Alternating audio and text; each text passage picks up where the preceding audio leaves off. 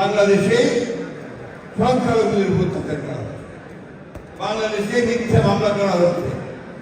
শেখ হাসিনা যিনি বাংলাদেশের মানুষের উপর অত্যাচার করেছেন, নির্যাতন করেছেন, খুন করেছেন, হত্যা করেছেন, 20,000 তরুণকে হত্যা করেছেন, আমাদের ইলিয়াস সহ 700 মানুষকে গুম করে দিয়েছেন। আমাদের এমন কোন নেতা নেই, আমাদের সবচেয়ে বড় আমাদের ডেপুটেশন বেগম খালেদা জিয়া তাকে বছরের পর বছর কারাগারে আটকে রেখেছিলেন। আমাদের নেতা তারেক রহমানকে মিথ্যা মামলা দিয়ে নির্বাসিত করেছেন। সেই শেখ হাসিনাকে আজকে ভারত আশ্রয় দিচ্ছে এবং সেই শেখ হাসিনা আবার তার দল নিয়ে ষড়যন্ত্র নতুন করে চক্রান্ত সৃষ্টি করতে এবং চক্রান্ত সৃষ্টি করে বাংলাদেশের স্বাধীনতা, গণতন্ত্র সার্বভৌমত্বকে বিনষ্ট করে। তাকে চিন্তা করে দেখুন, যে মহিলা একসময় প্রধানমন্ত্রী ছিলেন, সেই মহিলা 15 বছর ধরে বাংলাদেশের মানুষের বিরুদ্ধে অবস্থান নিয়েছে। সেই মহিলা আজকে ভারতে বসে, বিদেশে বসে বাংলাদেশকে কিভাবে ক্ষতি করা যাবে, কিভাবে বাংলাদেশ স্বাধীনতাকে বিপন্ন করা যাবে, কিভাবে বাংলাদেশকে আবার অন্ধকার দিকে ফেলে দেওয়া যাবে, সেই ষড়যন্ত্র চক্রান্তে লিপ্ত হয়েছে।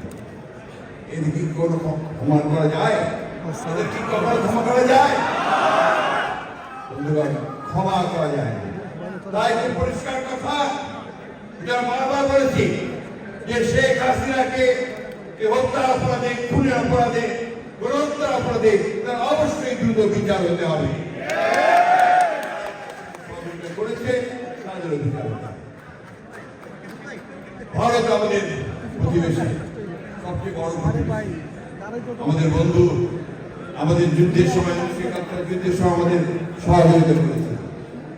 আমরা ভারতের কাছে সবসময় প্রত্যাশা করি যে ভারত বাংলাদেশের মানুষের পাশে দাঁড়াবে। কোন একটা বিশেষ রাজনৈতিক দল আওয়ামী লীগের পাশে দাঁড়িয়ে সে বাংলাদেশের গণতন্ত্রকে ক্ষতিগ্রস্ত করবে না, এ কথা আমরা প্রত্যাশা করি। আমরা আশা করি যে ভারত তার অতীতে যে ভুল করেছে এবং বাংলাদেশের মানুষের সঙ্গে বিচ্ছিন্নতা সৃষ্টি করেছে, এটাকে তারা কাটিয়ে ওঠার চেষ্টা করবে এবং তাদের এখন যে কার্যকলাপ যারা বাংলাদেশের বিরুদ্ধে করছে, সেই কার্যকলাপগুলোকে তারা বন্ধ করবে।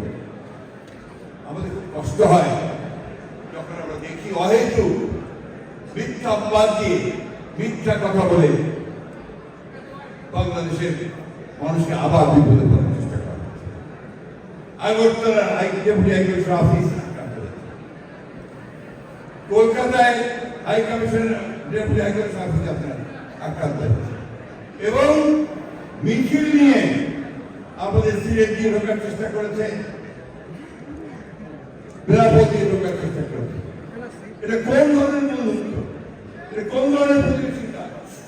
আমরা যে আবারও আজকে এই সভা থেকে ভারতবর্ষকে অনুরোধ জানাতে চাই, তাদের কাছে আমরা নিবেদন করতে চাই যে আপনার অনেক বড় দেশ, তাই বলে এই বাংলাদেশ যে যুদ্ধ করে স্বাধীন হয়েছে, যে সংগ্রাম করে লড়াই করে যে গণতন্ত্রকে আদায় করে নিয়েছে, যারা বুকের রক্ত দিয়ে তাদের অধিকারকে আদায় করেছে, তাদেরকে খাটো করে দেখে বাংলাদেশের বিরুদ্ধে দাঁড়াবেন না।